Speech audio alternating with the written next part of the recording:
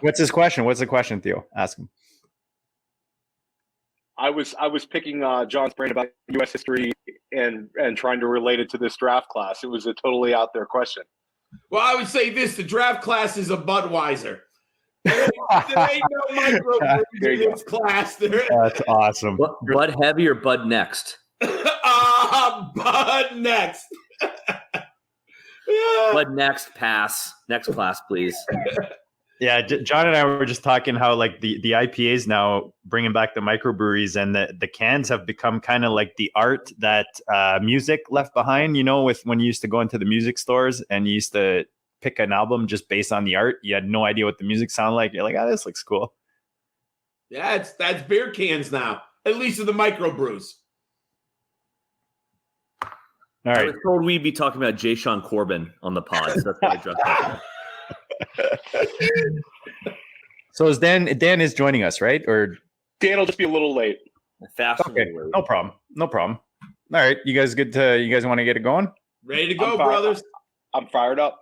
Let's boogie it up.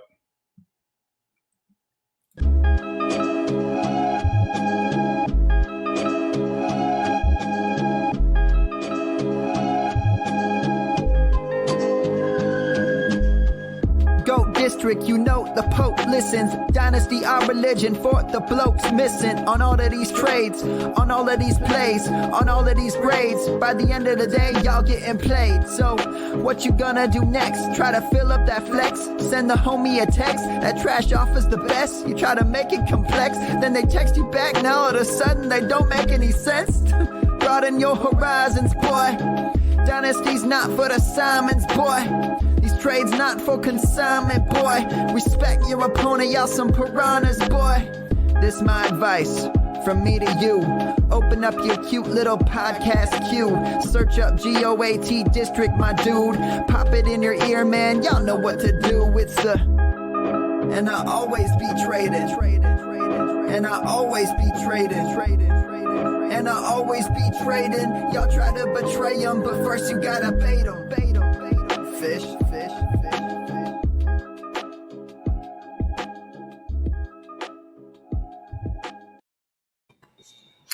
What is up, Fantasyland? We are back in the district. No, we're not doing a post Super Bowl review. I just can't deal with those anymore. Guys, we're bringing it hard post Super Bowl. We're going obviously into draft season. We're approaching, we're starting to talk heavy rookies, rookie draft ahead, NFL draft ahead. So what do we do, guys? What do we do in the district? We bring in the ballers, the big boys, the Debbie boys. We bring in the gridiron scholar back into the district. John Laub, welcome back, my friend. Oh, thank you. I look forward to this. I believe it's the fourth year I'm with you guys on this show. My memory is you get older in your 50s, you kind of lose track. But I do believe it's the fourth year. I know it's the second year with the cool new logo. Because when I saw your logo last year, I remember I bought a T-shirt. Nice. Because I love the new GOAT logo. But I'm really fired up because you got me. I basically just finished my entire process. Obviously, things at the combine could, move a few players here and there. But I really feel like I've now gone into detail about 50, maybe 55 players. I'll go to probably 80, 75 to 80 when I'm all said and done. But I feel like now I know this draft class. I try to be patient. I don't move my process faster. I'm not trying to be the first. I'm not trying to be the one who nailed this player first. What I'm trying to do is go through a methodical analysis so that I can give better information. So now I feel like you guys invited me on, 2 weeks ago, 3 weeks ago? I'm here, and I literally just feel like I know this class now. Perfect timing. It's brewed at the perfect temperature right now. We're getting all the goodness from John. John works with Matt Hicks, who we had on a couple shows ago. Make sure you guys go check that out, guys. We've been dropping serious shows, guys. We had who last week? We had Matt Kelly rolling into the Super Bowl. We had Davis Maddock a couple days before him, and squeezed in between the godfather of Dynasty, Mr. Ryan McDowell. So guys, go check those shows back. These shows will be valid for a while because we're looking forward with these guys. We're helping you guys plan moving into these events this offseason, the rookie drafts, the NFL drafts. We want to prepare you guys ahead of your league mates. Hey, I tweeted out today, you guys have been awesome to us, and we appreciate that. 100,000 downloads. We just got notified from Podbean. So we appreciate you guys, the support. That's not even including all the love that you guys are giving on here on YouTube. So if you're on podcast format, you're listening right now, you haven't signed up to the YouTube channel, go check out Goat District. We're on, every show is on visually. We're throwing on draft boards on the screen, and we'll be doing a lot of live drafts this offseason. Guys, let's get into the goodness. Like John said, he's ready for us tonight. He's got these rookies ready to go. Before we get to the goodness, John, just remind people one more time where they can find your goodness, all the goodness you're doing with Matt, and anything else that you want to share that can help our fans this time of year. Thanks, gentlemen. For the third year, I'm doing the NFL Draft Seminar Series with as you mentioned, my teammate Matt Hicks. And it's on the Rookie Big Board channel at YouTube, or you can go to the NFL Draft Bible, part of the Sports Illustrated network. You can see our shows all the time there. We do 4 every week for about 11 weeks. So we already have 12 players under the microscope. Each show is about 10 minutes long. Go check them out. And my written profiles appear on footballdiehards.com. And my friends, I can't believe this. I'm getting real old. This is my 9th year publishing the written profiles on footballdiehards.com. I started, I couldn't believe this. My first quarterback class was the immortal Blake Bortles. So it was funny. Just for about 6 weeks ago, I reread that first draft class, their breakdown. And guess who's the most successful out of that class? Can you guys, this is a good question, Steve, you know this. Who was the most successful at quarterback in the Drake Bortles class? Cousins? No. It's right vowel. Carr, right consonant. Derek Carr. It was Johnny Manziel, Teddy Bridgewater, Drake Bortles, and Derek Carr. I get, so Garoppolo's in there. I consider Carr to have a better career than Garoppolo. Someone might make the argument, I guess. I do think Carr's better than Garoppolo. He hasn't been, obviously the Raiders aren't as good of a franchise as the 49ers. But think about that. That class was that long ago, and it was just interesting in my book. John, you're making me feel young here. No, I'm kidding. Derek Carr guys, over Jimmy make sure you check. Sorry, Theo, go ahead. I said Derek Carr over Jimmy Garoppolo all day. Yeah, I think he's better too. The Jimmy G hate it never ends. Long. It never ends. The man has been to a Super Bowl. He's been out with porn stars. He's done it all, man. He's got the best 5 o'clock shadow on the planet. I mean, come on. Hey, he's got a great life. I just think Carr's had a better career. So guys, take his life and his money. Sorry, John. I want to make sure that people check out those videos you do with Matt, because those are 10 minutes per player. You're not going to get to know these rookies any better than joining Matt and John on those videos. Like you said, they're 10 minutes. They're easy watches on YouTube. Make sure you go watch those, and make sure you follow John at Gridiron Skull, SCHOL 91. Guys, let's get into the goodness.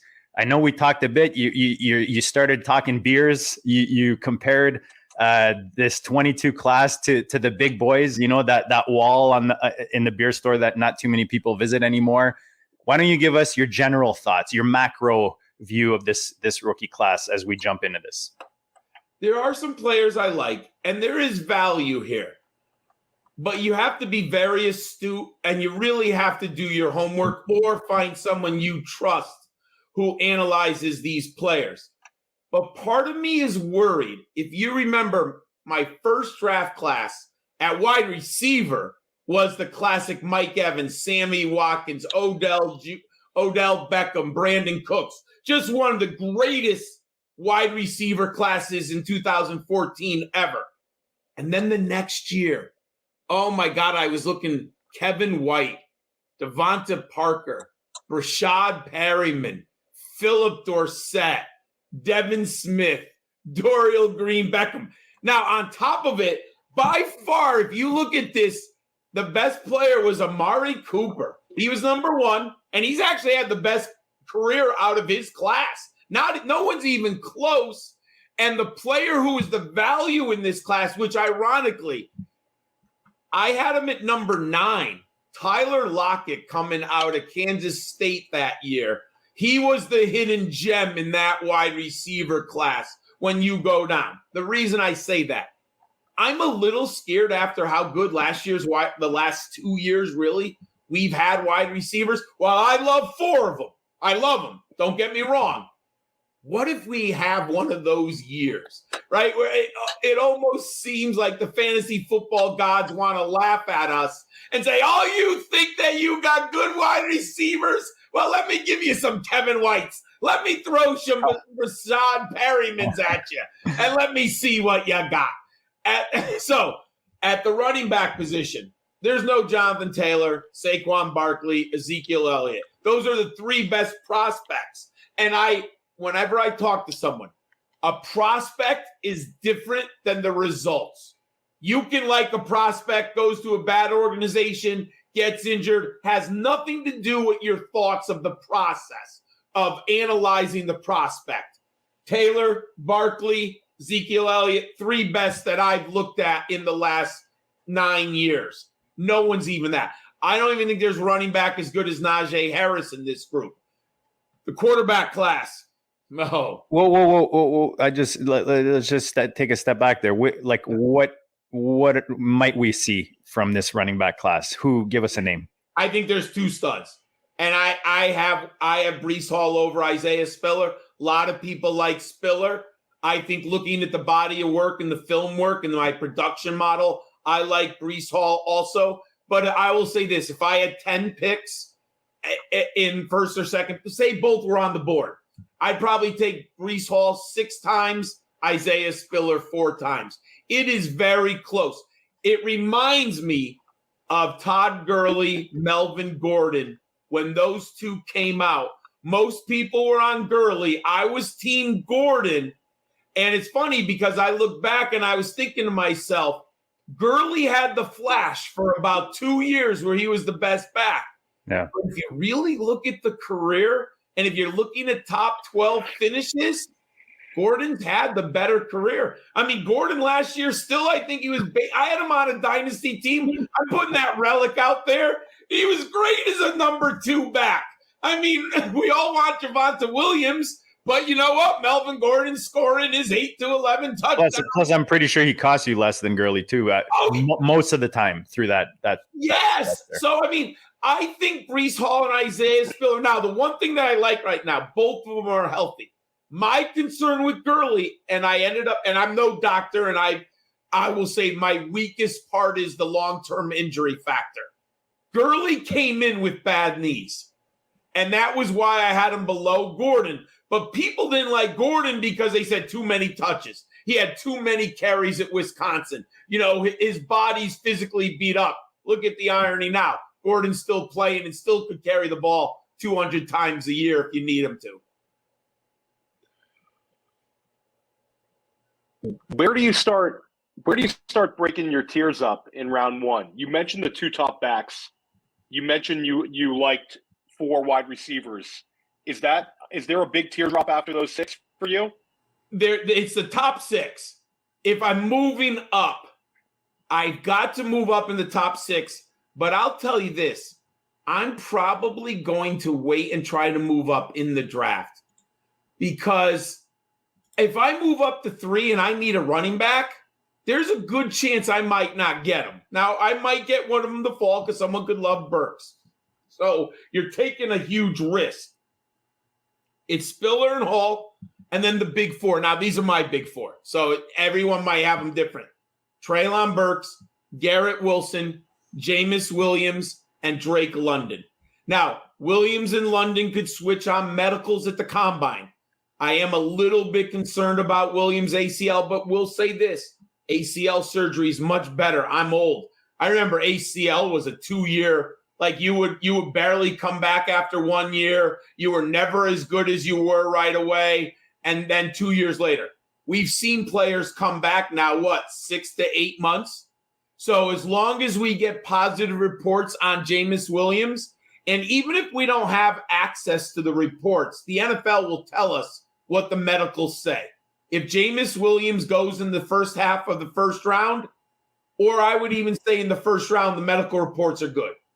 I mean, if he drops to the second, then I would be concerned about the medicals. But right now I have Williams as my number 3 wide receiver. Nice. But him and London could switch. I do like London a lot, but I think Williams has a unique skill set of that deep threat home run hitter, which is still, to me, the hardest thing to find on a regular basis. That's why these speed guys always get drafted. And I don't like them per se, like Henry Ruggs. I never draft Henry Ruggs, but they get drafted because teams covet that speed so desperately.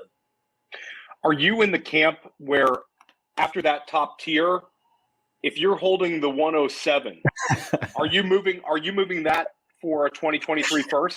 Theo was asking for a friend, by the way. No, I think it's 107.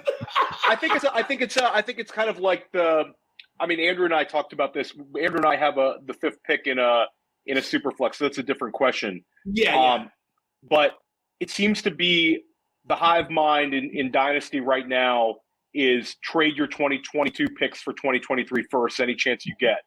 It's sort of like anytime you can move a back end of the 2022 first for a 2023 first, people act like that's the greatest trade ever made. I've done it a few times. But is that the way you're handling these 2022 picks? Is there a certain cutoff where you're moving them blindly for a 2023 one? So I'll say this here. All things equal, right? We don't know if you've had 3 straight losing seasons. We don't know how desperate. So all things equal, I would rather have a first-round pick next year after the top 6. Because when I look at my Devy rankings and I see the players, especially the running backs, now knock on wood, I'm an old man. A lot of backs can get knee hurts. A lot of things could happen in a year at the running back position. However, the wide receivers are deep again next year, and the running back position is much deeper. Now, I'll say this, though. In a super flex, Theo, I don't think there's a quarterback again. So people are automatically making assumptions that next year's quarterback class is better. Some of the top players we thought were going to be good, like Spencer Rattler, there's no way I'm taking him next year in the super flex. Are you out of your mind? DJ at Clemson, he just had one of the worst seasons by a top recruit ever. Good. I mean, it is basically Bryce Young or you're it. And I don't think Bryce Young is Andrew Luck or Trevor Lawrence yet. Now, Bryce Young could go out if he wins back-to-back Heismans. I might be on the show telling you I was wrong with Bryce Young. But right now, he's not Trevor Lawrence, Deshaun Watson. He's not, Andrew Luck as far as a prospect. Do I like Bryce Young? Of course I do. He's the Heisman winner from Alabama. Do I think he's a first-round pick? Absolutely. But that's it. Tell me another quarterback you like in Devy. So if you're in Superflex, now, we could get a Joe Burrow, Kyler Murray to come out of nowhere and rise. That happens at the quarterback position. But right now, that's a very weak quarterback class, my friends. Ladies and gentlemen, the overhyped sleeper.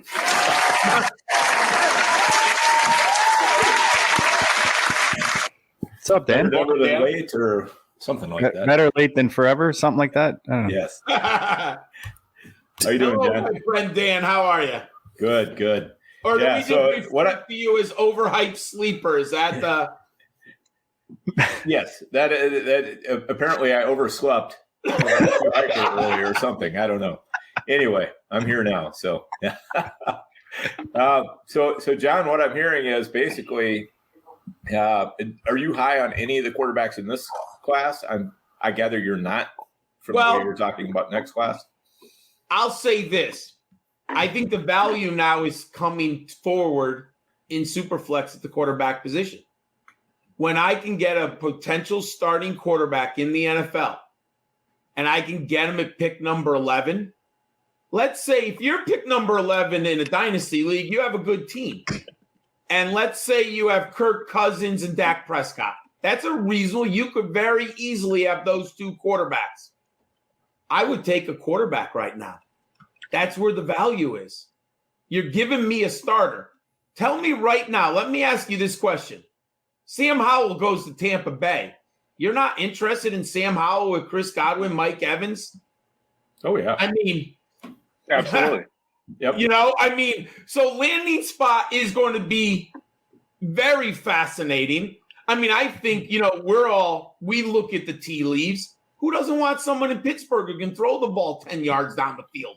When was the last time we actually saw Ben Roethlisberger throw a real good ball 10 yards down the field to one of those wide receivers? I mean, there's some tempting landing spots for quarterbacks.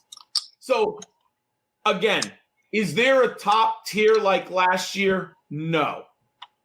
But if you give me some nice landing spots for some of these young men, I think there can be production. And I'm never against the Kirk Cousins. Like, I guess I just like my secret. I love having Kirk Cousins on my dynasty teams. I don't understand why no one likes him. John, I three-peated Matt Hicks's Premier League Tier 1 with Cousins as my quarterback in It's a Superflex and just crushed it. Dude, he was the best quarterback. Yeah. I had Kirk Cousins. I think I had 14 teams last year. I had Kirk Cousins in like 8 of them, and I won 4 championships. Kirk Cousins is fine. In the Superflex, he's ridiculously good. So I have yes, we all want Lamar Jackson and Patrick Mahomes, but they don't come around very often. But if I can get a quarterback who throws 30 touchdowns and for over 4,500 yards, sign me up. So I think it's ironic right now because the dynasty community doesn't like the quarterbacks. We've actually got sneaky value in the back round or early second round because I'll take those quarterbacks. Look, if Malik Willis ever makes it to you at 110, and let me ask, here's a great question.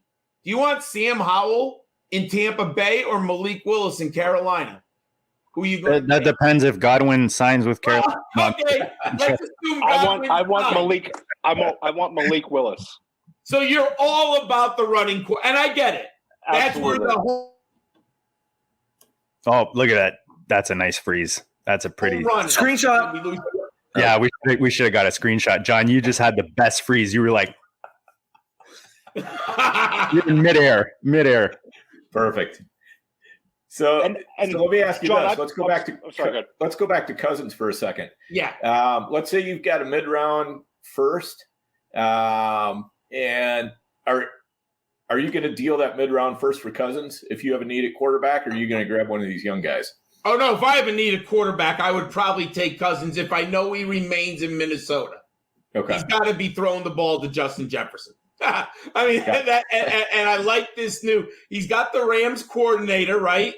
Yep. And I think there's a sneaky chance Minnesota drafts one of these wide receivers because he's coming from Los Angeles and they unlock that offense when Robert Woods and Cooper Kupp are on the field and then Odell Beckham really started to play well late in the season. I think he knows for that offense. Can you really rely on Adam Thielen at this age? He's a perfect second veteran, possibly third receiver. But if you bring in one of these explosive young guys in Kevin Coleman's offense, we got something cooking here, baby. So I got to know where Cousins is. You mentioned that the top 4 receivers, and I know that it's Treylon Burks, London, Wilson. I'm really excited about those guys. Williams with the injury, but he's still a lock to go in the at least the first round for all drafts. So. To put some context to this wide receiver class, there's no Jamar Chase, but could you compare those four to maybe last year's rookie class where we had, the Elijah Moores, the Devonta Smiths, the Jalen Waddles, that next tier of wide receiver? Would like a Treylon Burks be number 2 if you combine both classes, or how are you looking at it? I would probably have Treylon Burks in my top 3. I don't know if he's number 2, but let me give you somewhat of the 8 years because I've been thinking about these, and these I'm not great at comps, so I like to put them in a bucket. Treylon Burks is DK Metcalf, Cortland Sutton wrapped up into one. That's what he is. I love him there. Then someone got a screenshot. Shout out to Wheeler. Got a nice well, we might have to use that as the cover, the thumbnail. It has to be. It has to be. Thank you, Wheeler. Thank you, Wheeler. Shout out to Wheeler. Yeah, shout out to Wheeler. Garrett Wilson is Jerry Jeudy and Stephon Diggs. He's the best route runner in this class. Dude, I know one of the questions, I don't want to go too much. I'll talk about Wilson later and my love affair. I've fallen in love with him. Jameson Williams, he's better than Henry Ruggs by far. I was very low on Ruggs. I had Ruggs at number 5 or 6 coming out. I had T. Higgins over Ruggs. I thought Ruggs was a one-trick pony. Williams is much, much better than Henry Ruggs. He's more explosive than Jerry Jeudy at the second level of the defense, attacking them vertically. Now, Drake London is kind of the strange. I would probably put him at like number 7 last year because there is questions about separation. But when I look at Drake London, I'm asking, how does he win? And I think he's got a little bit of Juju Smith-Schuster in him. But what you have to do is you need a quarterback, my friend, who pulls the trigger. Derek Carr will not throw it to Drake London because Derek Carr's got to see his wide receiver open. Oh, remember Plaxico Burress? He's he's Plaxico and Juju. Okay. And what you need, the one thing that no one gives Eli Manning enough credit for, he's anticipatory thrower, and Eli let his receivers make plays. You can criticize Eli for a lot, but one thing that he did, he let his receivers make plays. The one thing I can't stand we were joking about Derek Carr. We were talking about him earlier. But when you see Derek Carr in the pocket, he's just holding. You're like, dude, let the goddamn ball rip, man. Just get it out of your hands. You got thoroughbreds out there. Let him make a play. The problem with Carr, I think, he has to see the man open.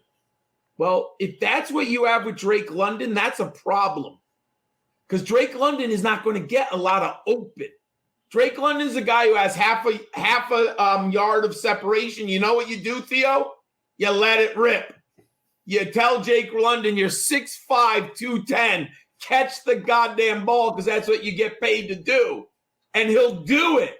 But you got to have the quarterback who throws it. You know what I mean? Like Josh Allen would be incredible with Jake London because Josh Allen would just put the ball in a spot with those long arms and those huge hands, and he would just let Drake London make a play.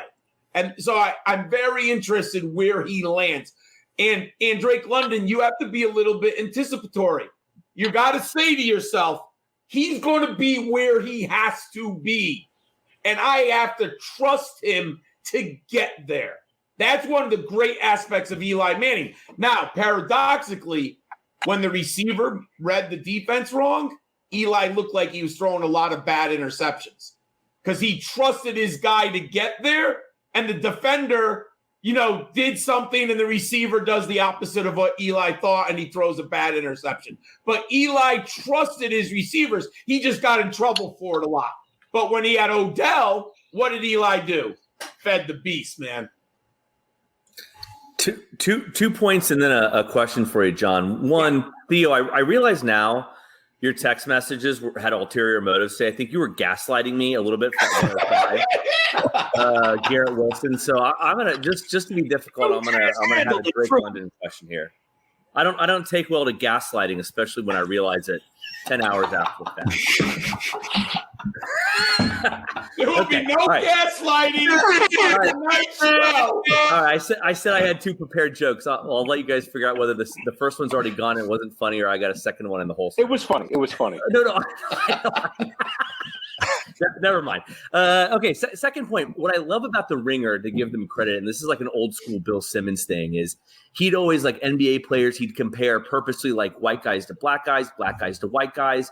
He'd have like crazy like comparisons. So I was looking at their draft guide the other day, and I think they did a good job of doing Drake London as Dennis Rodman. I love that. So anyways, I love these like cross sport comparisons. So to stand at Drake London, here's my question. I was texting Theo when he was trying to gaslight me, as I mentioned.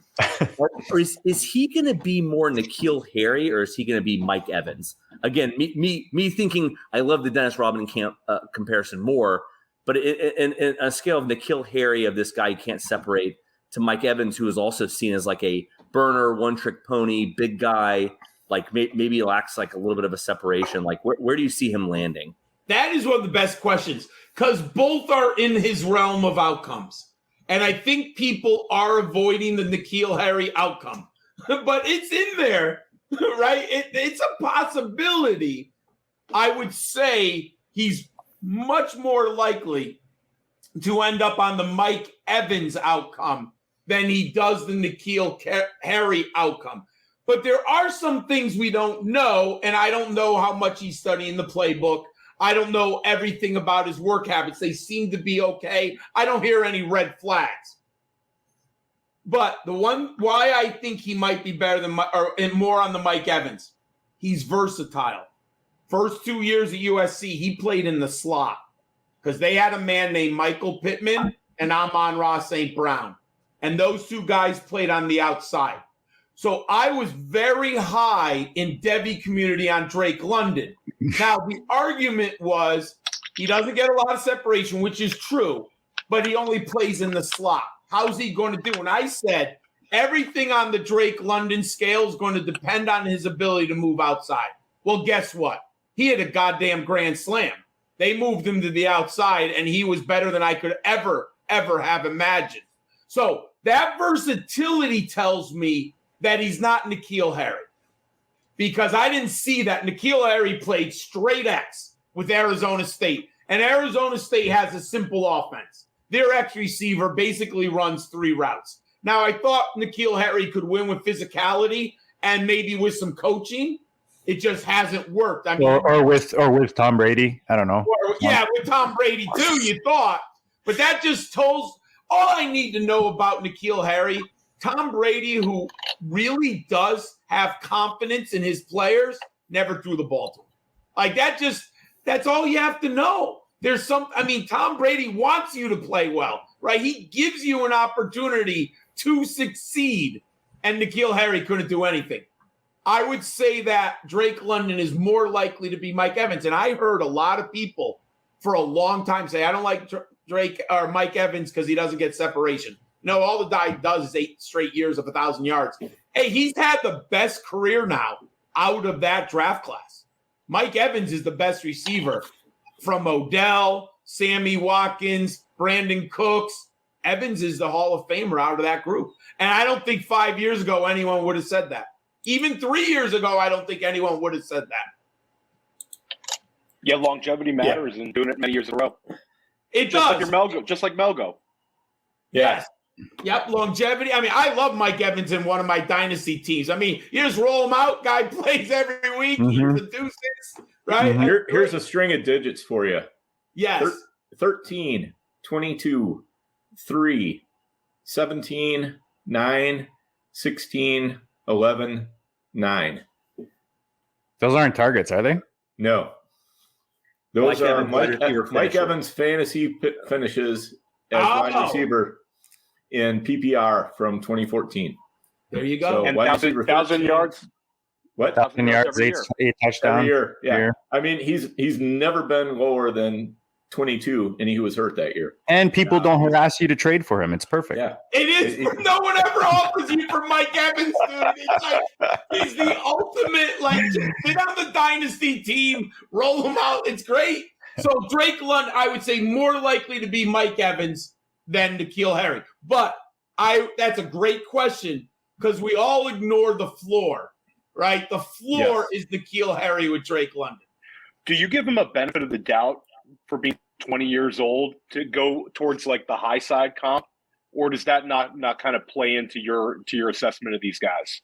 No. Look at with Drake London, early breakout. He's productive as a freshman, multi-sport athlete. He also played baseball, and he got better every year on campus. And he's leaving campus so early. Yes, that does factor in. All right, Theo. Now you can ask your follow-up question on the Garrett Wilson deep dive. Now, there you go. Oh, you just want Garrett Wilson? Okay. No.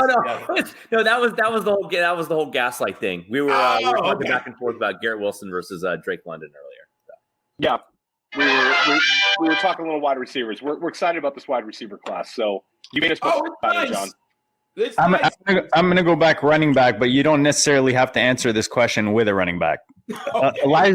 Elijah Mitchell is a man that your partner admitted that I was on and he wasn't. I'm just saying. No, I'm kidding. But he's a guy that stepped up and landing in the right position in the right offense made him like impactful hard in 2021 as a rookie. What was he, 6th round? Rookie pick, right? Sermon was 3rd round, right? And then Elijah Mitchell was 6th round. So let's look at these two guys. We did this with Matt, and I think it's an interesting question. Who's your Elijah Mitchell? Sorry, from this. From I see Theo's face, and I think Elijah Moore. It's just natural. I'll take that. Who's your Elijah Mitchell, and who's your Trey Sermon out of this year's class? All right, so I got to give you 2 for Elijah Mitchell, but it's also so dependent on landing spot. Jerome Ford out of Cincinnati, and now Dameon Pierce out of Florida. Now, I love the film work and the production last year for Jerome Ford. Now, if you're an early breakout guy, like Theo asked, you're not going to love Jerome Ford, but you got to put it into context. He played at Alabama, dudes, and he played behind a few players named Damian Harris and Najee Harris and now Brian Robinson. The guy just could not get on the field. I mean, if you love like the high school recruiting, like I do, when you see what Alabama, like what they recruit, I mean, Jerome Ford like was 4th on the depth chart. Like you're just like, how is that possible, right? So you got to give him a mulligan. You know, like there's just no way the young man is going to get the opportunity. You're not going to get 1,000 yards as like Travion Henderson of Ohio State last year, who just happened to arrive at the perfect time to become a breakout with the Buckeyes. Another story for another day. But I like Jerome Ford. 5'10", 209. Look at very good size. 209, 5'10 at the NFL is very nice. But here's what I love. 6.1 yards per carry. He's a home run hitter. But I'll say something that's interesting. If you watch enough film of Jerome Ford, he needs to go to a patient coach. And this is what I mean. He'll have a lot of 2-yard runs. And he might have like 5 carries for 15 yards. But you need the coach to give him the 6th carry because he might go for 25. Like he kind of just busts it with the speed. But you need the coach who's patient. Does that make sense? Like you got to be willing to eat the slow start for the big runs. And a lot of coaches aren't patient anymore. So, you know, that's a little bit of landing spot. Where is he going to land? Now, Pierce is the conundrum. But I have to listen to the NFL, and I watched him at the Senior Bowl. How he didn't get on the field of Florida is like a whole – like I've been talking to some guys who I know at the University of Florida, fans of the University of Florida. Like, what went wrong? All anyone can tell me is it's the coach, Dan Mullins, who now left Florida. You look at 5'9", 220, holy loaded. And he is all muscle. Now you plug him into a model, 12% market share. Ooh, that's not very good. 1,800 career yards. But there are some flashes of interest. 45 career receptions, He sheared the backfield in Florida, which is mind-blowing. But I have to listen to the NFL and look at the Senior Bowl. Everything is positive about Dameon Pierce. He's probably going to be third-round draft capital. And in today's NFL, third-round draft capital is super interesting. So those are the two that I'm looking at I have Ford right now, pre-combine, number 8 on my list, and I have Dameon Pierce number 10 on my list. Athletic ability is going to matter with both of them. And I don't care necessarily about the 40-yard. I'm more into the 20-yard shuttle and the 3-cone drill. What is the short area burst and agility? That's what I'm worried about both. That's what I care about the running backs now. So, but those two are super, super interesting. And JD, what was the second half of your question now? Who's the Trey Sermon? The guy who's getting hype coming into the draft and a potential riser to avoid if a guy has like a great landing spot but that's a great question. I think one guy that I know the NFL is going to like more than I do, and I see it on Twitter. I'm very worried about James Cook of Georgia. I have him at number 13. I hear people say he's the best pass catcher in the class. I don't think so. I think he's in the top 2. I like Rashad White out of Arizona State. I think he's a better pass catcher. 5'11", 190. So he's under the 200 mark. How low? Is he 188 or is he 193? Let's see him at the combine there. My concern is I think his ceiling is James White. There's nothing wrong. I mean, we've all loved James White in PPR scoring, right? I mean, he's inconsistent, game script dependent. But he might not even be that good, right? So you're looking, I would say, the ceiling of James White, but the floor could be, who is that back at Tampa Bay who caught like 60 passes as a rookie? And everyone loved him as a PPR, and then he never did anything again. Dare Ogunbowale? Yes. Yeah. So I think there's a massive floor, and I'm not in on either Georgia running back this year, and I could be wrong, and I'm a Georgia guy. In general, I've ranked Georgia backs, but I don't think either of these two backs are very good. The other one's Zamir White.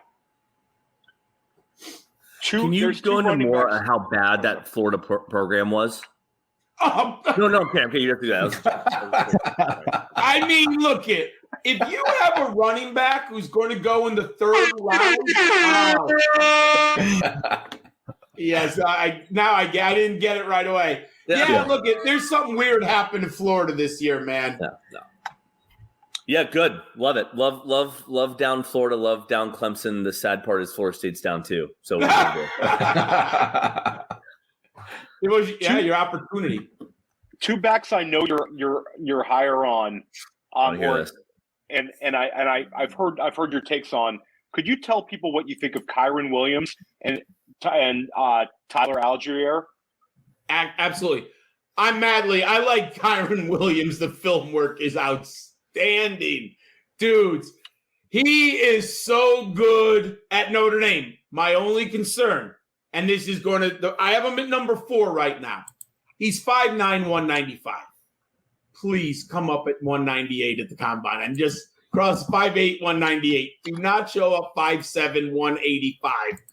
But the ability to run between the tackles, but it's his pass catching. Theo, he's so good out of the backfield. He played wide receiver in high school. You could literally line him up, move him out to the X, and he could run some routes for you out there in a creative offense. You could do a lot of things with Kyren Williams. He's bigger and stronger than James White in my book. Now, James White is very underrated. He was it's tough because he's such a PPR running back, but he was also strong, if that makes any sense. Mm-hmm. I think Kyren Williams is a better full down back. But what I love about him and what James White was pretty good at too, picking up the blitz, Kyren Williams, man, Theo, he hurts people. Like you see him pick up. So that's what tells me he's probably not as small. I'm not as worried. Or he's just got the biggest cojones that I've ever seen for a guy who's tiny. Because I've seen him put his helmet into blitzers who are 240. I mean, he is not afraid of anything. I mean, we've all seen the running backs do the Olay. Like, they're like, hello, go ahead. You know, they I read it wrong. And then, the quarterback gets hit. If you have a veteran quarterback like Aaron Rodgers, not that he's going to Green Bay, but if you did, you would, I think, as a coach, you would feel all right on third down putting Kyren Williams in the game to pick up the blitz. I love him between the tackles. He's a 3-down back. Do I think he can get 22 touches? Probably not. Probably like a Devin Singletary. Maybe with a better offense, it might take him. I actually think it's a decent analogy. Devin Singletary, the Bills finally kind of committed to him, right? And Devin Singletary really showed us the second half of this year what he can do. Now, I do not think that Kyren Williams will have the challenge that Singletary had. I think he'll score better. Remember, Singletary wasn't very good at the combine. Do you remember Singletary's numbers were very kind of, you're like, Oh, man, he was so good at FAU. He was unbelievable. Then you saw his numbers at the combine. You're like, that's not really athletic. But he's a great football player, and the Bills finally committed to him. I think Kyren Williams is more explosive. I expect him to be a better athlete. So I think he's like Devin Singletary, James White. Does that? Nice. Yeah, no, that's great. And how about Tyler Algiere? Look, there's a role in the NFL for any player who can hit someone in the mouth. Tyler Algiere is a day one between the tackles grinder. And that's not, I know we use it as a derogatory term, but it's not always derogatory. There are roles in the NFL. Look at Jordan Howard. How good was Jordan Howard for a couple years? You got him in second or third round of a dynasty draft. He just grinded out that 1,000 yards. And, what did he have? 10 or 11 touchdowns. As a second back, Jordan Howard was fine. Yes, he's not a PPR monster. Tyler Algiere played linebacker. He's 5'11", 220.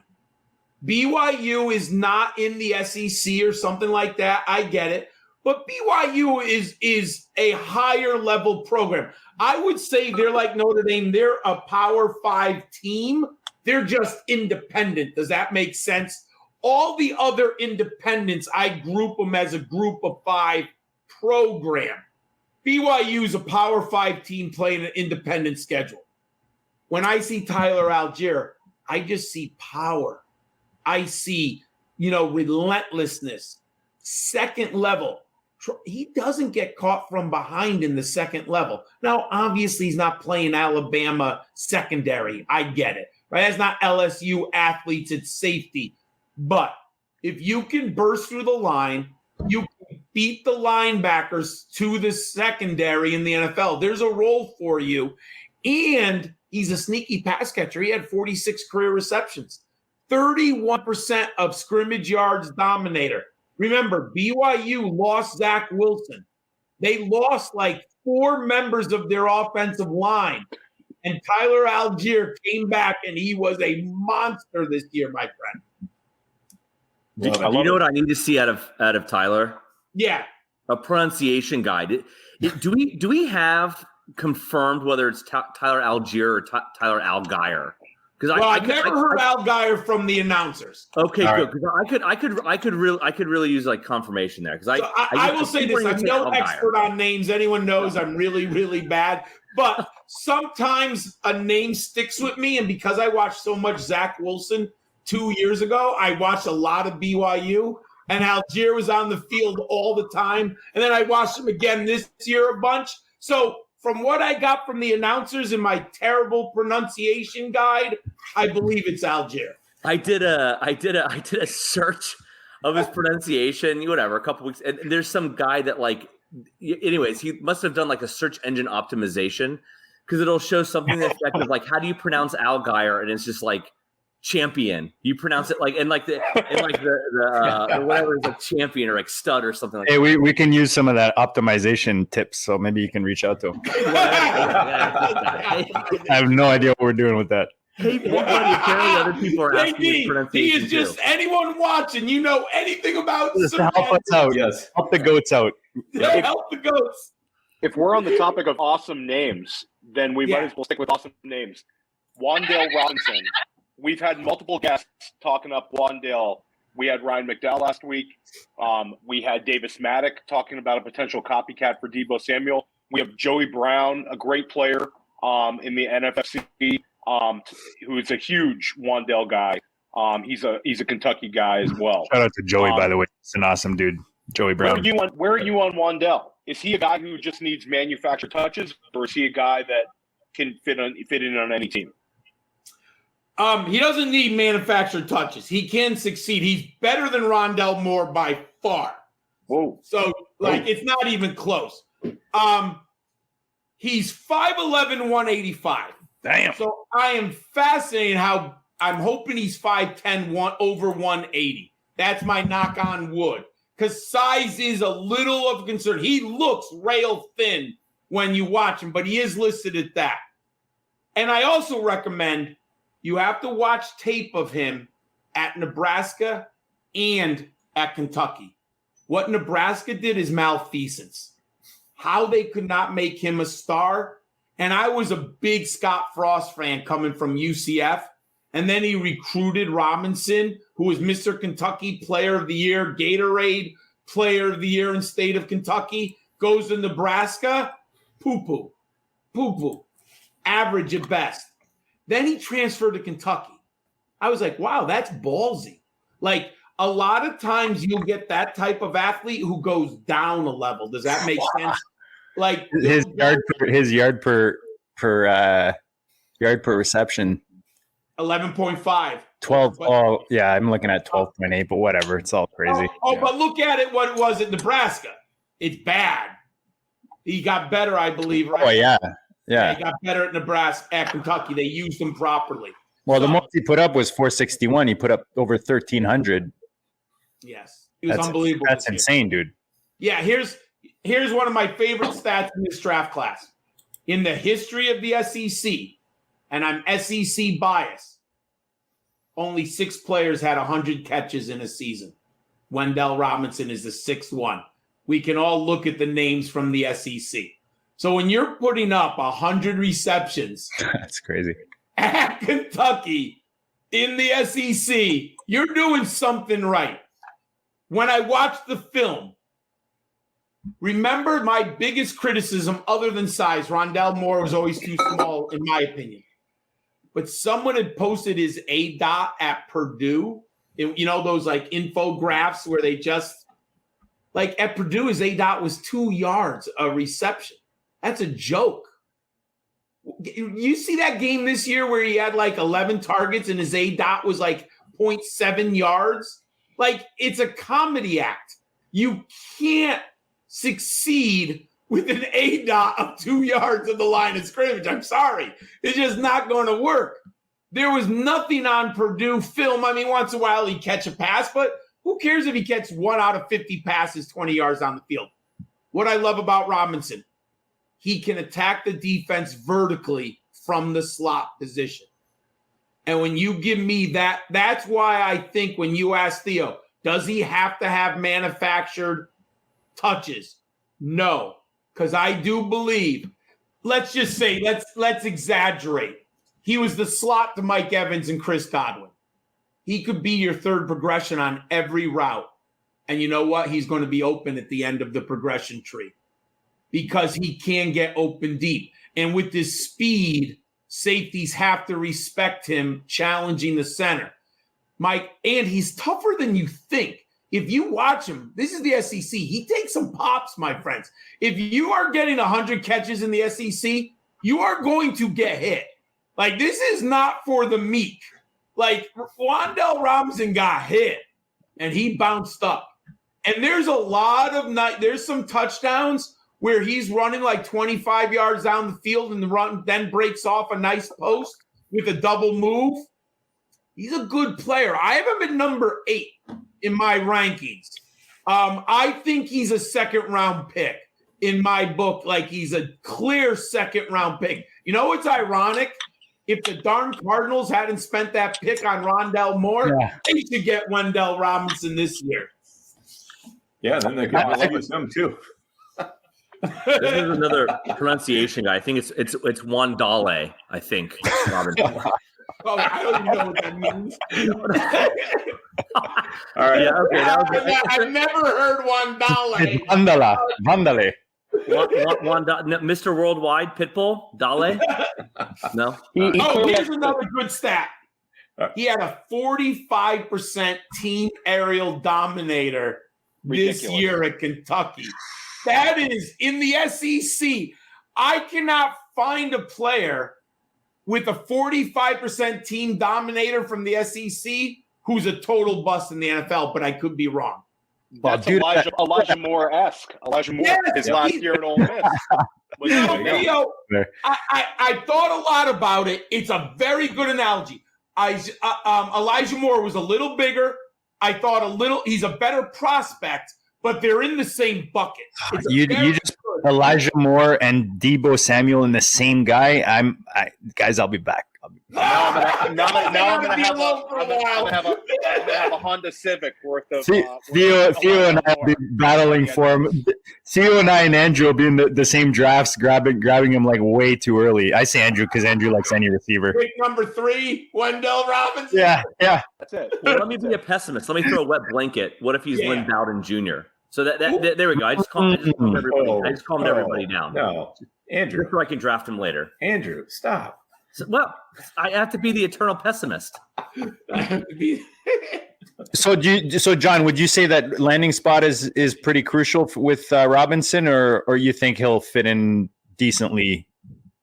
I would hate him to go to the Giants because they got Kadarius Toney, who's similar. He's better than Kadarius Toney.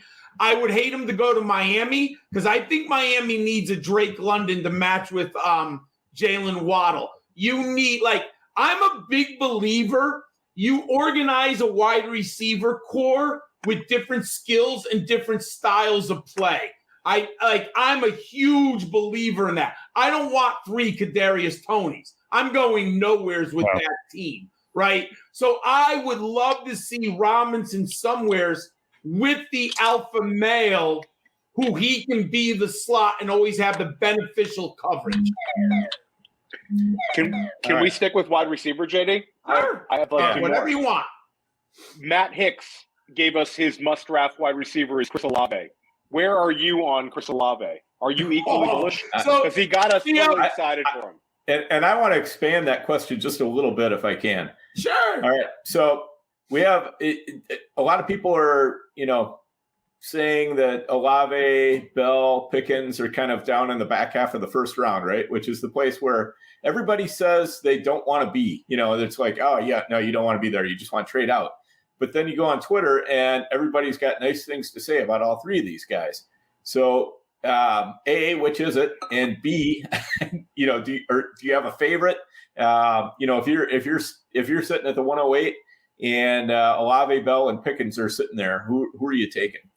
So it's great. I'm doing a mock draft for footballdiehards.com. I'm not going to give the whole draft because, I get a little bit of money to publish it. So we'll wait until it's all published. But I'll tell you this, top of the second round was gold.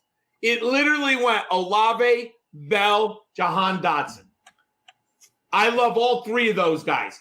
They're falling in the T. Higgins range in the second round. Last year, Elijah Moore was there. Now he moved up it depends when you drafted.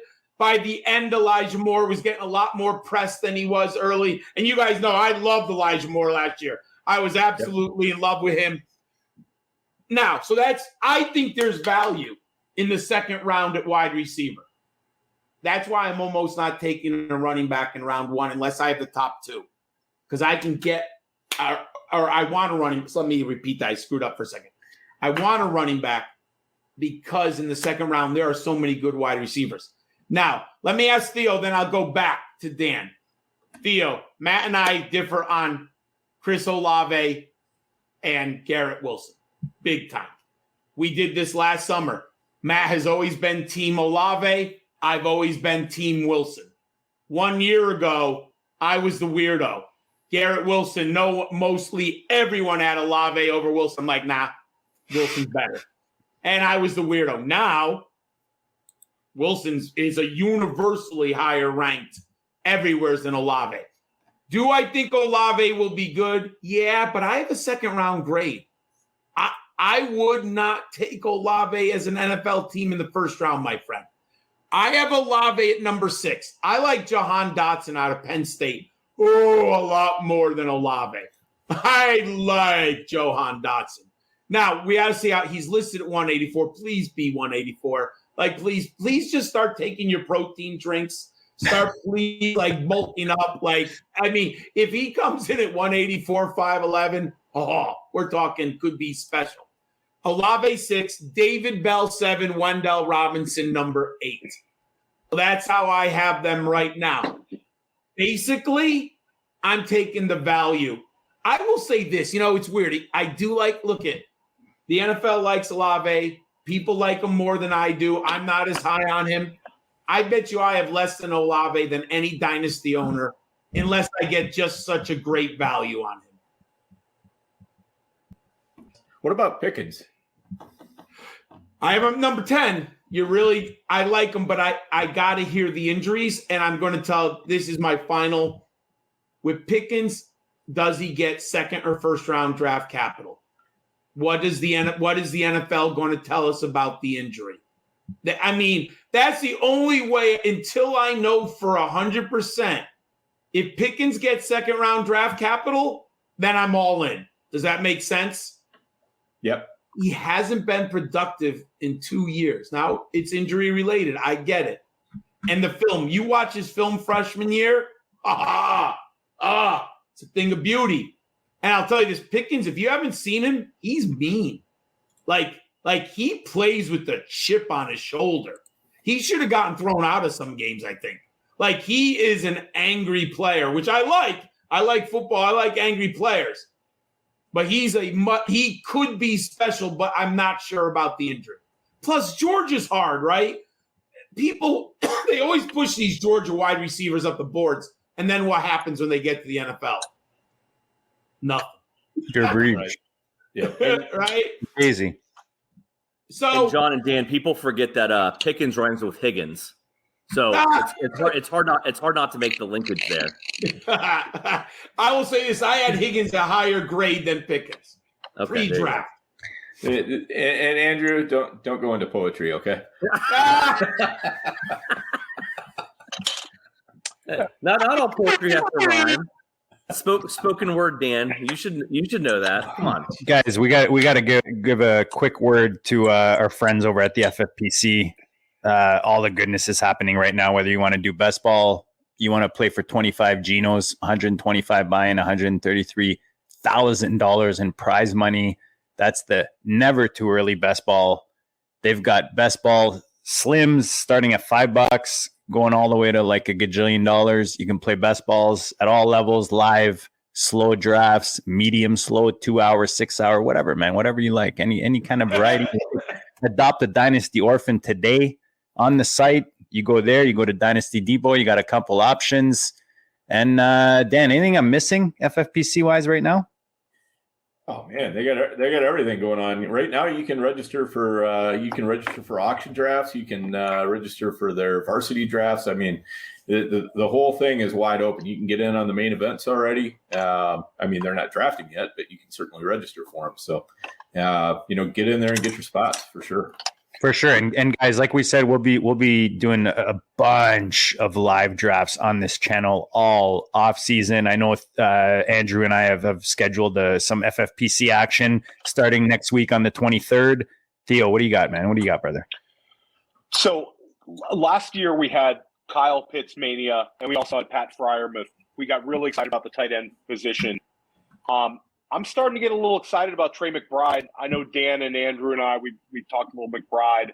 How excited should we be about Trey McBride? I think you should be very excited. There is a lot to like about Trey McBride. He popped in my tight end model.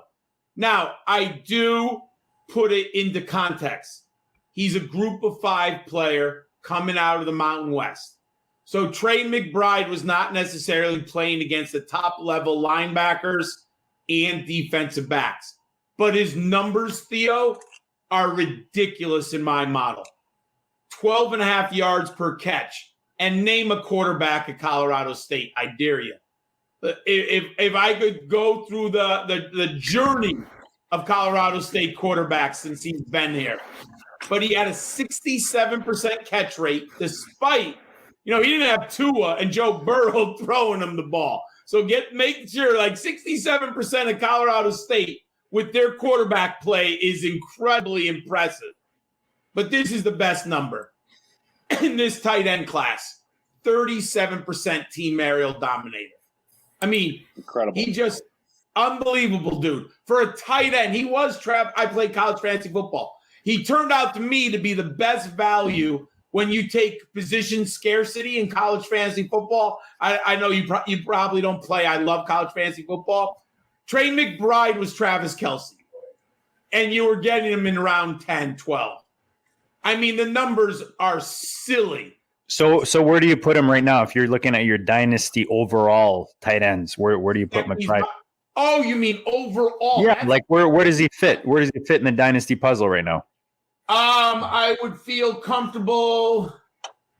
Man, I have him as second round grade, top tight end on my board. If I put him amongst all the tight ends, probably in the top 12 right now. Let me ask you this: Wow. Hunter Henry or McBride?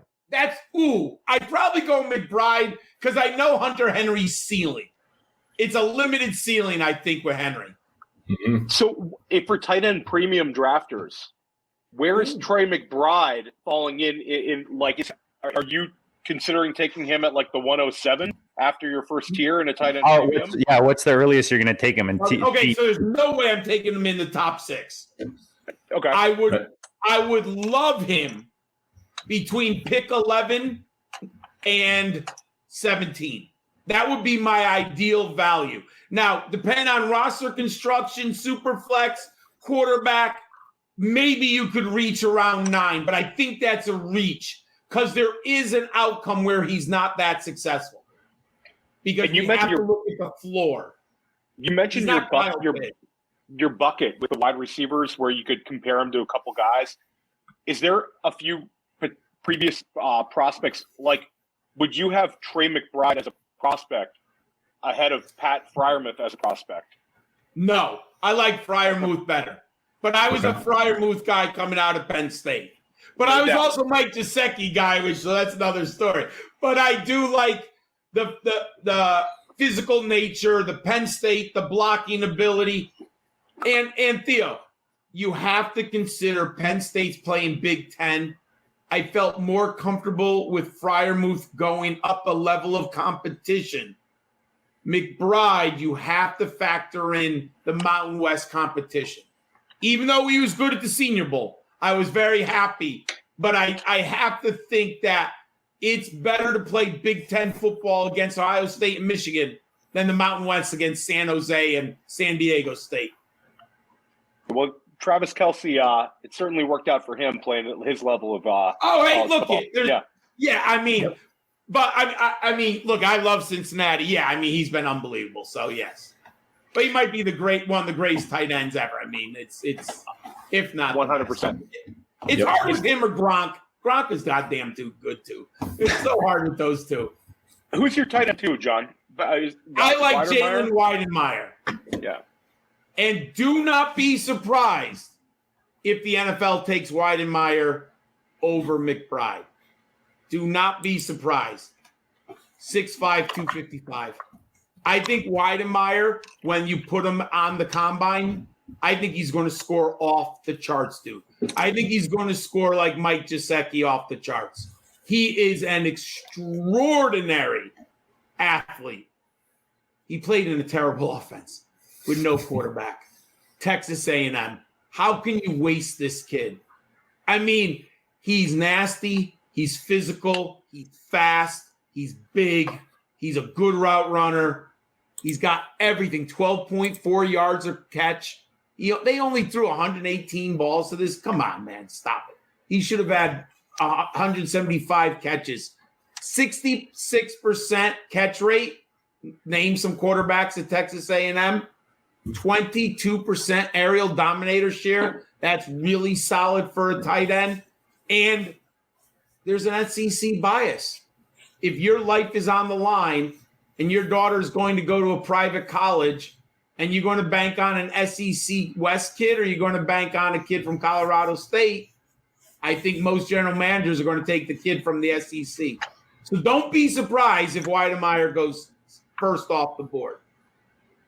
To support your Weidemeyer point and to steal somebody else's joke, I was listening to actually the same week that they beat Alabama. I was listening to a podcast, and they were saying Zach Calzada, who was the Texas A&M quarterback, couldn't hit the broadside of a barn. Like the guy was the most inaccurate quarterback they had ever seen. And of course, he had the game of his life against Bama. But again, just to further your point in terms of like who Texas A&M had under center there. Basically, Jimbo Fisher ran an offense this year that was dated 1978. Oh, don't I know, that John? That offense was so bad for the Aggies. Yeah. Don't I know? It was really bad. I mean, Jimbo didn't have Jameis Winston, who knows? But, man, his offense was it was bad. So I think it's going to be really close. Now, I like McBride better. My model likes him. I love the film tape work. But he's my number 2 Weidemeyer. John, I've done the absolute worst job in teasing the 5 must-draft rookies on your list. Like, absolute worst possible, stringing people along. But people have stuck around for the 60, 70-plus minutes. We're holding it till the end. That's it. Who are the 5 must drafts? And I know, in the show sheet, we kind of put best ball and or dynasty because obviously us or, the people watching, we're playing all kinds of formats, right? So maybe you can touch a bit on both formats. Like who do you think will pop early this year, top 5 wise and include, of course, rookie draft wise, who are the top guys you're going after? Who are the must drafts in your opinion? Sure, I'll go top 5, and we still can talk quarterbacks as we haven't really hit on that yet. But Breece Hall, Spiller, and then it's Treylon Burke, Garrett Wilson, and Jameis Williams. Those are the top 5. So I think they should go. Now, some people might not like Williams as much as London. Let's see what the draft capital and the medicals say. But those are my top 5 right now. I don't have a quarterback in there. And I don't remember the last time in a Superflex I didn't have a quarterback in the top 5. But yeah, they're not. I would not rank a quarterback there right now. Is there someone you haven't mentioned that if you're doing like a best ball or like a redraft type of thing and you're maybe in the double digit rounds that you're looking to add on a roster with some upside? Oh, it's got to be Rachaad White of Arizona State. I alluded to him. Good answer, John. Good answer. Look at, man, 51 career receptions in 2 years. JUCO transfer. Came in at the Senior Bowl, 6'0", 210. He's got the body type. He is deadly in the open field. I do think he's a little scheme dependent. You need to get him out on the wings a lot, and you need him one-on-one with linebackers. But I like him a ton. 6.3 yards a carry and 30% scrimmage yards dominator for the Sun Devils. Those are pretty impressive numbers for a running back with that type of size. Now, I'm going to give you a wide receiver. And everyone, I'm not going to give you the obvious ones. I think we all know Skye Moore and Christian Watson now. Guys, wake up to Dontario Drummond, Mississippi. Everyone's sleeping on him. 6'0", 217. JUCO transfer. 2 years, 114 catches at Mississippi. Look at this number. This is the one that shocked me. 76% catch rate. 76% catch rate. 29% team aerial dominator. He's an SEC kid. I'm not going to be surprised if he goes in the 3rd round of the NFL. The NFL is going to like Dontario Drummond more than models and more than people. Watch the tape. He's a very, very good player. His age is going to scare people. No, John, like in the fantasy land, you know how like the discrimination against age. He's 24 and a half going into. Is he that old? I didn't. Yeah, that's what I'm seeing in front of me here. I did not know he was that old. So I have him at number 15 on my rankings. John, I'm just here to teach you about these college players. That's I mean, I do know he's a JUCO transfer, so that I mean, obviously he spent time at the JUCO, and he's been with Mississippi the last 2 years. But I bet you an NFL, like I feel like he's a Steeler. Like they would like him and get him in round like 3. I feel like there's a guy named what's that guy's name again? Cooper, something with up or some, I forget his name, man. I don't know. I feel like he came in older. No, am I getting that wrong? Yeah. Oh, Cooper Kupp was a 4-year player at Eastern Michigan. Kupp was probably Wheeler. I love it. And last year, Kupp was 22 or 23 when he was drafted. That's my guess. Eskridge was like 25 and drafted on day 2. So, yep. I mean, I think the Ontario Drummond right now in Dynasty drafts is free. He might not even get, but I have him at number 15 on my rankings. And I kind of came across him watching Matt Corral. Because we can talk about Matt Corral in a second. But they had a lot of injuries this year, and Drummond ended up being the guy, like really out of nowhere. And I'm telling you, man, I don't know. Maybe I shouldn't like the SEC West so much, but you know what? They put players in the NFL, man, on a regular basis. And this young man has played LSU, Alabama, Texas A&M. I mean, he's playing top-level competition week after week after week. Just a sneaky guy that I don't hear anyone talking about. Yeah, how would you rank those quarterbacks, John? Sure, I'd really like to get into this because looking at ADP right now, I actually think there's value at the quarterback in Superflex. They're dropping so far. Like last year, what did we have? 3 of the top 4 players were quarterbacks in Superflex, right? We now are getting pockets of value at the quarterback position. I have Sam Howell number 1 on my board. I'll be on an island all by myself. I'm okay with it.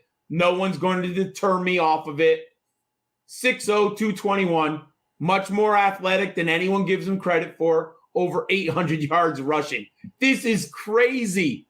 His rushing equity share, 30%. 30%. He's in the Kyler Murray range. Like, the only people with better than 30 are Lamar Jackson, Malik Willis, Kyler Murray, Jalen Hurts. 30% rushing share for a quarterback is freaking outrageous. And people don't tell you how athletic Sam Howell is. He's incredibly athletic. Here's what I love about him.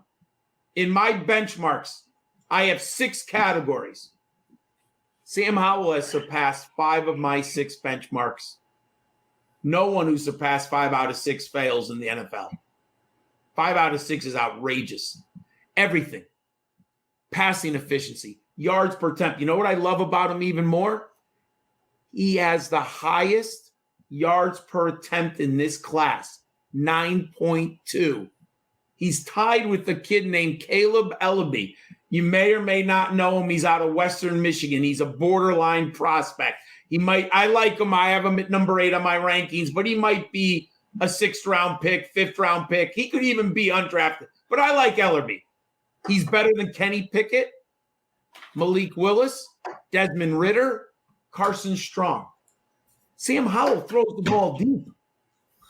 Watch the film. My favorite stat, touchdown-interception ratio. 92 career touchdowns, only 23 interceptions. 23 interceptions. So Sam Howell is Josh Allen? Is that what you're saying? Look, he's not as athletic and big. No, Andrew's saying no. No. But he's good. He's good. I think you don't like comparisons. What's your like if you're throwing a name out there just to let an idiot like me just something to compare him to? I have a mean one after John goes. I'll have a mean one for you, JD. I'm gonna let John go first though. JD, Russell Wilson and Drew Brees. That's what he is. All right. Homeless man Baker Mayfield. Are you looking at his looks? Because if I look at Player Profiler, he literally looks like somehow related to Baker Mayfield. I don't know. Yeah. I also like Sam Howell immediately started as a freshman, a true freshman. He walked onto that North Carolina State campus. I think he was 18. He's played 37 games in 3 years at the age of 18, 19, and 20. He might be 19, 20, 21, but he's young. He's way younger than Kenny Pickett. Way younger than Kenny Pickett. And he put over 3,000 in each of those seasons. What? He put over 3,000 yards in each of those seasons passing. Yeah, he's unbelievable. JD, man, I love the value right now. If he goes to Tampa Bay, he beats out Kyle Trask from day one. Like, I have no doubt about that whatsoever. And if he goes to Pittsburgh, they have their quarterback. I mean, you have Freiermuth, Najee Harris, Deontay Johnson, Chase Claypool, Sam Howell. Oh, that'd be a nice little landing spot. Now, number 2, I have Kenny Pickett, but the floor is much greater with Kenny Pickett. Kenny Pickett, man, he's going to be 24 when the year kicks off. Also, you got to study all 3 years of his film. He was not on any Devy list last summer. He was at Zack Wilson, Joe Burrow ascendancy. Like, no one had Joe Burrow in the summer of 2019 was going to win the Heisman. No one. And even in college fantasy football, he was like the 48th quarterback in ADP. So anyone who tells you they were on Joe Burrow, they're just lying. It's not true. Now, I was on him after he put up the greatest season in college football history, but that's a different story. Zack Wilson, basically, he was the second pick. And you can, if you like him or not, that's a different story. The reality is he was the second pick in the NFL draft. Kenny Pickett, he only hits 2 of my 6 benchmarks because you got to watch film for 3 years. He was not good in 2019 and 2020. JD, you got the numbers? Did he even throw over 15 touchdowns in either of those 2 seasons? No, 13 in both of them. Yeah, he was bad. And then he dropped 42 bombs, son. And you know what, though? The 4th best Devy receiver in the nation is Jordan Addison. And guess where he plays? Pittsburgh. And every time I see Kenny Pickett throwing 40-yard touchdown pass, guess who's catching it? Jordan Addison. So I wonder, I'm a little bit worried if 3 years from now we go, was Jordan Addison make Kenny Pickett? Or did Kenny Pickett make Jordan Addison? I think Jordan Addison's the alpha male in Pittsburgh. Look at interesting. Andrew agrees. The wide receiver coach at Pitt is a super coveted wide receiver coach, like young up-and-comer guy.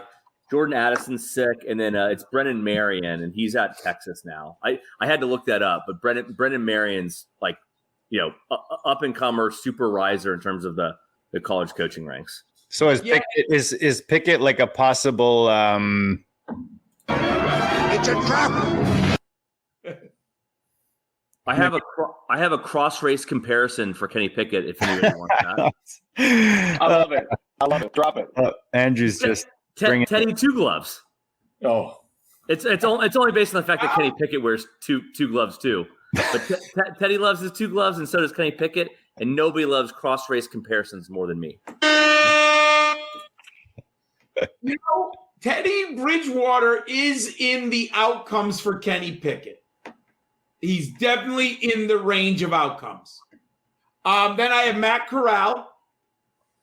I like Malik Willis, because Theo mentioned it. The upside with the legs. But everyone dinged Zack Wilson for his schedule last year. Well, let's be fair. If you think Zack Wilson's schedule is bad, look at the Liberty schedule. Make Zack Wilson's schedule looks like an all-stars, except for the one game against Mississippi, and Malik Willis got destroyed. That game when he just got mauled against Mississippi. Liberty's schedule is basically JV football. So if you're going, let's be fair. If you hated Zack Wilson for the BYU schedule, which is fair, but I had a lot of people who hated Zack Wilson for that schedule, then why do you like Malik Willis and ignore his schedule? It's a joke. Look who Liberty played the last 2 years. Some of the teams you don't even know. If anyone looks up Liberty's schedule, I bet you the last 2 years there's 3 teams you've never heard of on that schedule. It's bad. And you think he'd have trouble starting year one? He needs a redshirt season. He needs a redshirt, yeah. Oh, I said that about Trey Lance, and essentially Trey Lance, he played 2 games, right? One game he just ran. Like, he barely threw the ball. At least in the second game, he showed some pop in the second half. But yes, Malik Willis will be better served sitting on the bench like Patrick Mahomes and Trey Lance. The advantage of Kenny Pickett, I do think he can absorb an NFL playbook from day one. Now, how good he's going to be, that's a different question. But I think he can play from day one. Matt Corral's number 4. Matt Corral also has 5 of my 6 benchmarks. Matt Corral's a very interesting prospect. He has some weaknesses, but he's pretty good, much better than people give him credit for. And he also has 1,300 yards rushing, Matt Corral, in his career in the SEC. My problem with Corral is he runs so hard, he gets himself hurt. I think that's a problem. We need him to slide. Young man, slide. Please slide. Once you embrace the slide, we'll all be happier with you. And then it's Desmond Ridder and Carson Strong. But I'm not a big Carson Strong guy. I don't overrate arm strength. I'm an old man. I've seen people throw the ball through, pane glass windows from 40 yards away. Who cares? It's a factor. As long as you have NFL arm strength, I don't really care if you're the top of the charts. I heard people didn't like Deshaun Watson because his velocity wasn't fast at the combine. Well, please, how good is Deshaun Watson? Well, forget about whatever's happened. You know what I mean. Deshaun Watson's been a great NFL quarterback. So I think Carson Strong's arm strength is way overrated. I got one for you, John. You're talking about how you're at a point now where you're comfortable with this class. Who's someone who's kind of climbed up your own personal rankings, that maybe you weren't such a big fan in the beginning, and now he's someone that you look for in these drafts? One, I'll say this. Tyler Batty, the running back out of Missouri, he leads this draft class in 2 of my categories, which I was shocked. Scrimmage yards. He has the most scrimmage yards this year with 1,942. He has more than Breece Hall and Kenneth Walker. I was shocked by that number. And, 3 categories. Scrimmage yards dominator. Tyler Batty was 36% of the scrimmage yards. And he had 126 receptions in his career at Missouri. Now he's 5'7", 199. Mm-hmm. That's why I have him at 12. But Tyler Batty rose up more than anyone else. I can't simply ignore the player who leads in 3 of my 5 career statistics in this draft class. But 5'7", 199 is a challenge. John gave us Khalil Herbert last year on the GOAT District. Yeah, I love for Khalil this Herbert. exact show. And Khalil won people some money, so I'm definitely listening for that kind of. Oh, how good was Khalil Herbert in DFS for that 3-week window, man? He was a week winner for people on waivers. He won your week, so he was absolutely worth it. And those are the dynasty players you love, right? You got him late. You didn't even know if you'd start him, but then he ends up for 4 weeks helping your team. I love that type of player. Yep, love it, and that's what you get at running back for sure. Oh, absolutely. So I do. So one of the hard parts, I need athletic skills. Pierre Strong, South Dakota State. We just don't know his athletic ability. 5'11", 205. But that's not even a group of 5. That's an FCS program. And it's not even North Dakota State, which we know now has a very good FCS program. Now, who's the Jacksonville? Why can't I remember Brian Robinson? I have to open my eyes to the FCS. We've seen too many FCS level running backs, but I need to see Pierre Strong's athletic ability. How athletic is he? Because I think that'll make a difference at the NFL level.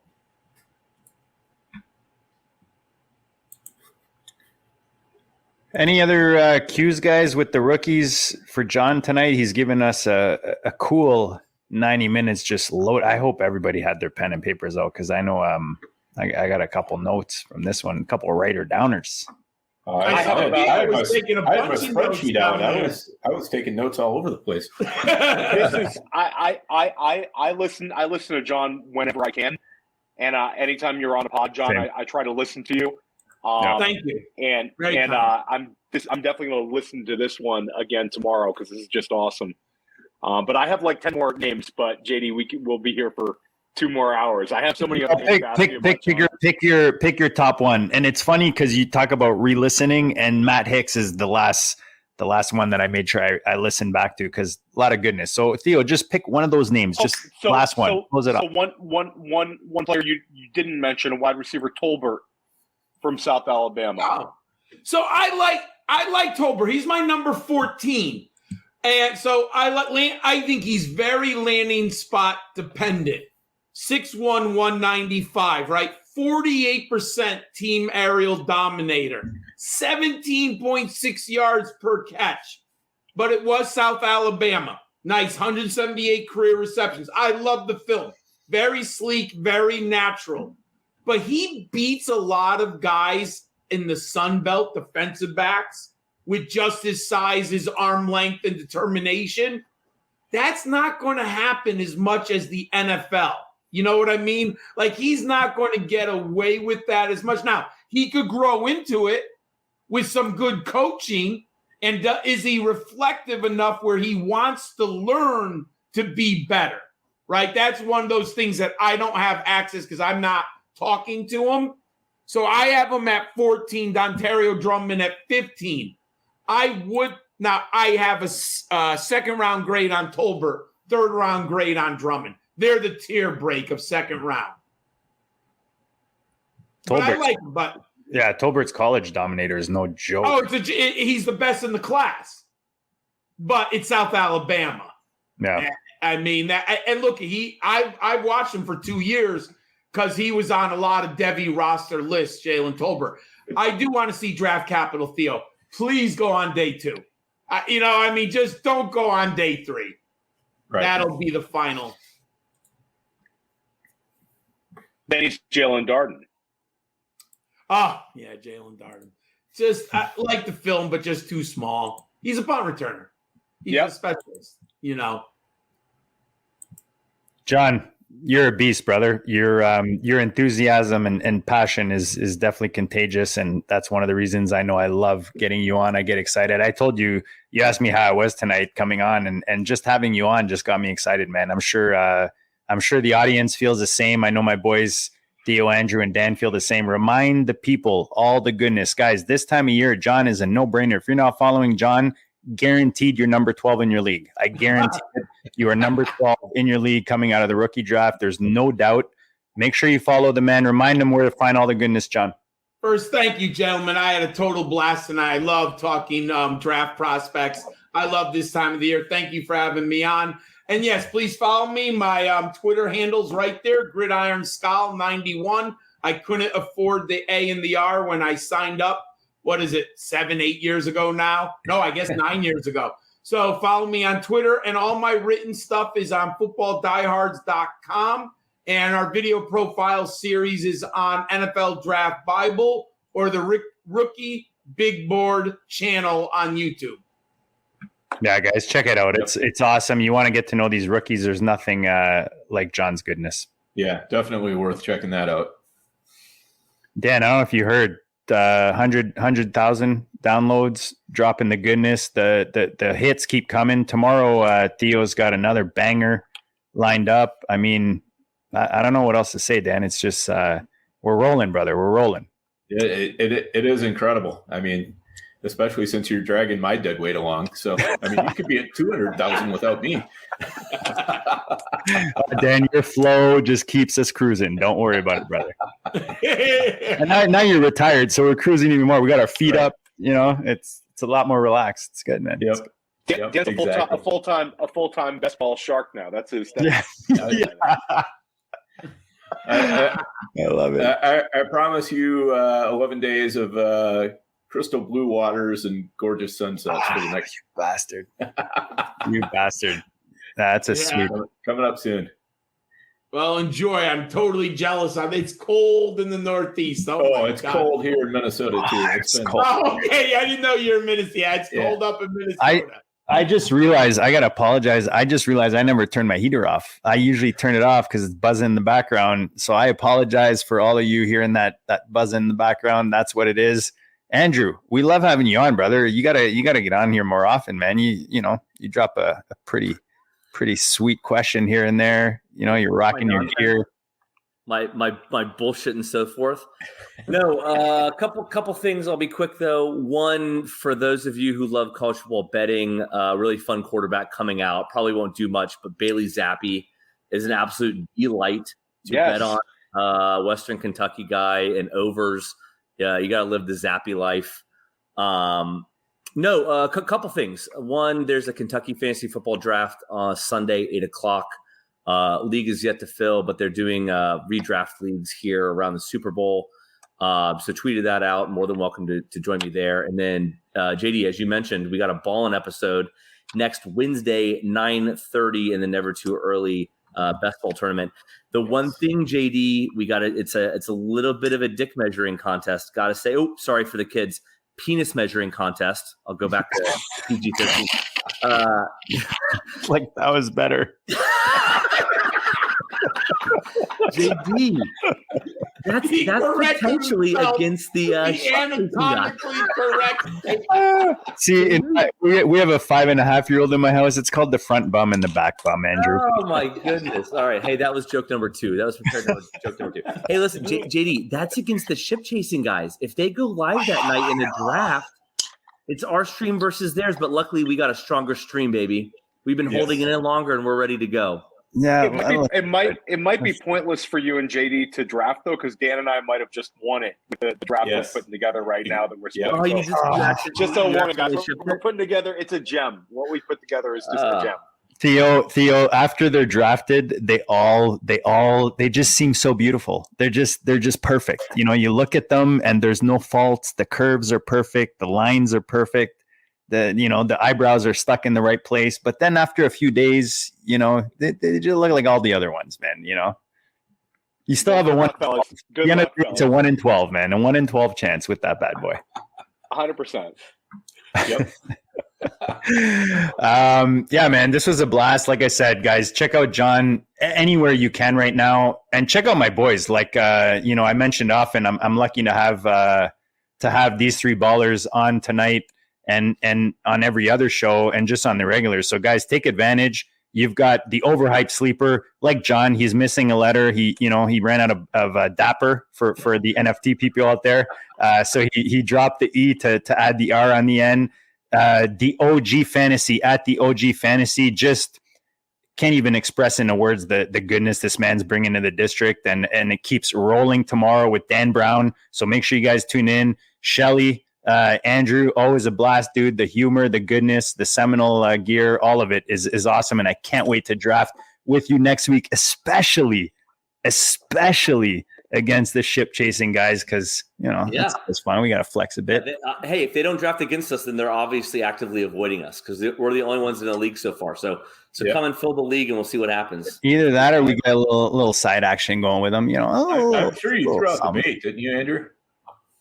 We wanted to get through these shows, but don't worry, we're going to promote it. We're going to see who are able to debate into the league. Yeah, that'll be good. Definitely. So, guys, tune into the channel. Make sure you stick with us this whole season. We're going to keep loading more and more goodness as we go. We started a little light with some Matt Kelly and some, Ryan McDowell. We're just going to amp it up, guys. We're bringing the John Laub. We're slowly amping it up this offseason. Make sure you stick with us. Like I said, if you're not tuning in, you're number 12 right now in your league. I guarantee it. We got 100K downloads. We're pumped. We appreciate all your support, guys. Make sure you tune in. Be safe. Be happy. And we'll check you all tomorrow.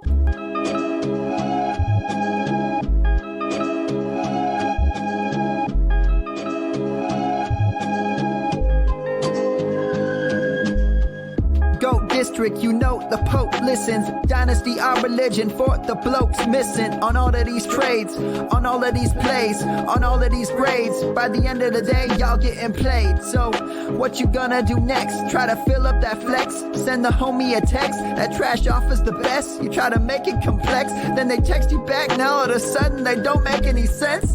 Broaden your horizons, boy. Dynasty's not for the Simons, boy. These trades not for consignment, boy. Respect your opponent, y'all some piranhas, boy. This my advice from me to you.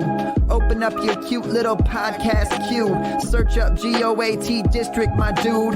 Pop it in your ear, man. Y'all know what to do. It's the and I always be traded. And I always be traded. And I always be trading. Y'all try to betray them, but first you gotta bait them. Fish.